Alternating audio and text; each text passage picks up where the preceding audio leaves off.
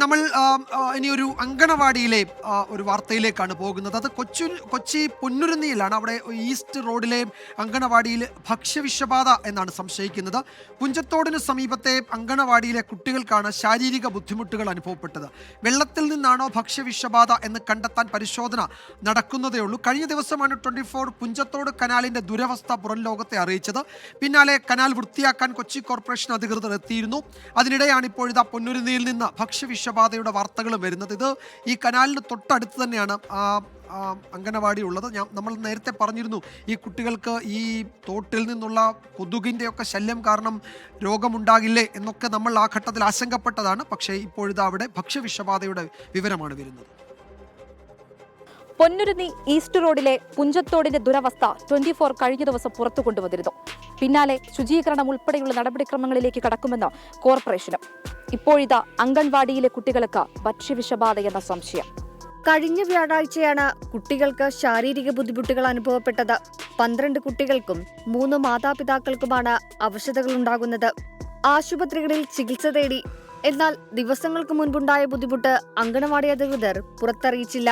ഇന്ന് ആശാവർക്കർ പരിശോധനയ്ക്കെത്തിയപ്പോഴാണ് കുട്ടികൾക്ക് ബുദ്ധിമുട്ടുകൾ ഉണ്ടായിരുന്നുവെന്ന് അറിയുന്നത്.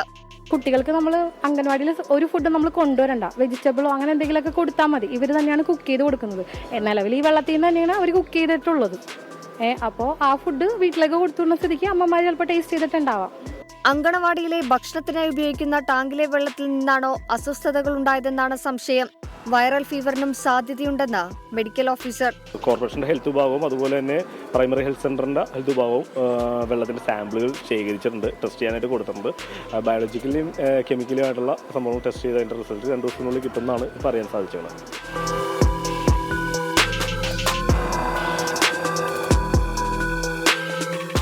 പുഞ്ചത്തോടിന് സമീപമാണ് അങ്കണവാടി സ്ഥിതി ചെയ്യുന്നത്. പുഞ്ചത്തോടിന്റെ ദുരവസ്ഥ 24 തന്നെ വാർത്തയാക്കിയിരുന്നു. പിന്നീട് ശുചീകരണ പ്രവർത്തനങ്ങളിലേക്ക് കോർപ്പറേഷൻ കടന്നിരുന്നു.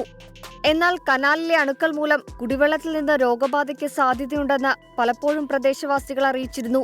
എന്നാൽ എത്ര തവണ വൃത്തിയാക്കിയാലും ഒഴുക്ക് കുറയുന്നതും മറ്റ് സ്ഥലങ്ങളിൽ നിന്നെത്തുന്നവർ മാലിന്യം തള്ളുന്നതും വീണ്ടും പ്രശ്നങ്ങൾക്ക് കാരണമാകുന്നുവെന്ന് കൗൺസിലർ. ഇപ്പോൾ വെള്ളത്തിൽ നിന്ന് മറ്റ് കണ്ടാമിനേഷൻ, മറ്റ് ഇൻഫെക്ഷൻ എന്തെങ്കിലും ആകാം. വെള്ളം ഒബ്വിയസ്ലി സോഴ്സുകളിൽ സസ്പെക്റ്റഡ് സോഴ്സുകളിൽ ഒന്നാണ് വെള്ളം.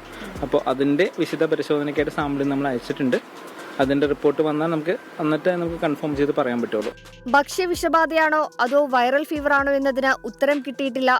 അതിന് കൃത്യമായ പരിശോധന വേണം. അതുവരെ പുഞ്ചത്തോട് സംശയത്തിന്റെ നിഴലിൽ നിൽക്കും. ഭക്ഷ്യബാധയെന്ന പരാതി മാതാപിതാക്കൾ നൽകാത്തതിനാൽ കേസെടുക്കാൻ കഴിയില്ലെന്ന് സ്പെഷ്യൽ ബ്രാഞ്ച് അറിയിച്ചു. അംഗൻവാടിയിലെ ഭക്ഷണത്തിനായി ഉപയോഗിക്കുന്ന കോർപ്പറേഷനിൽ നിന്ന് കൊണ്ടുവരുന്ന ഈ ടാങ്കിലെ വെള്ളത്തിൽ നിന്നാണോ ഭക്ഷ്യവിഷബാധയുണ്ടായത് എന്നാണ് സംശയം. കണ്ടെത്തേണ്ടത് ഇതായിരുന്നോ, പുഞ്ചത്തോടായിരുന്നോ ഈ ദുരവസ്ഥയ്ക്ക് പിന്നിലെന്നാണ്.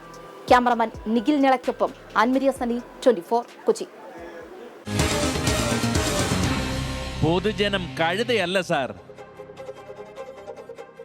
നേരത്തെ നമ്മൾ സ്കൂൾ വിദ്യാർത്ഥിനിക്ക് പമ്പ് കടിയേറ്റ വാർത്ത റിപ്പോർട്ട് ചെയ്തിരുന്നുവല്ലോ. അപ്പോൾ അതിനെപ്പറ്റി ധാരാളം പ്രതികരണങ്ങൾ വരുന്നുണ്ട്. അതിൽ ശ്രദ്ധേയമായ ഒരു പ്രതികരണം അലി KM ചോദിക്കുകയാണ്. അവിടെ PTA എന്തിനുള്ളതാണ് എന്ന് ചോദിക്കുന്നു. ഉറപ്പായും അത് വളരെ പ്രധാനപ്പെട്ട ചോദ്യമാണ്. കാരണം സ്കൂൾ പരിസരമാകെ കാട് മൂടി കിടക്കുകയാണ്. അതൊരു കാടിന് നടുക്കുള്ള ഒരു സ്കൂളാണോ എന്ന് വേണമെങ്കിൽ സംശയിക്കാവുന്ന തരത്തിലാണ് അതിൻ്റെ ചുറ്റുപാടും കാട് കയറി കിടക്കുന്നത്. അപ്പോൾ അതിനിടയിലൊക്കെ പാമ്പുകൾ ഉണ്ടാകാം. അതാണ് നേരത്തെ ആ പരിശോധനയ്ക്ക് നേതൃത്വം നൽകിയ വിദ്യാഭ്യാസ വകുപ്പിലെ ഉദ്യോഗസ്ഥൻ തന്നെ പറയുന്നുണ്ടായിരുന്നു. അപ്പോഴത് PTA-ക്കൊക്കെ അതിൽ ഉത്തരവാദിത്തമില്ലേ എന്നൊക്കെയുള്ള ചോദ്യം വളരെ പ്രസക്തമാണ്.